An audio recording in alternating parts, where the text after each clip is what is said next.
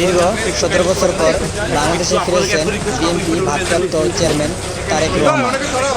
খালি পায়ে হাঁটলেন তারেক রহমান, শুয়ে দেখলেন মাতৃভূমির মাটি। অবশেষে তার দেওয়া ভাষণটি আজ সত্য হল।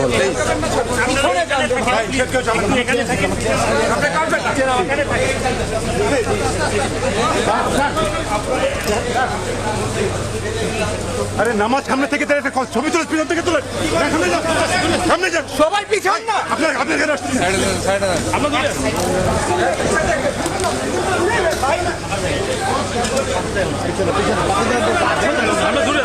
আমরা দূরে আছি ভাই, ওই লাইন সামনে আছে, আমরা দূরে আছি ভাই, আপনার সামনে যান না ভাই, পয়সা সামনে যান ভাই, তুমি তাই আসো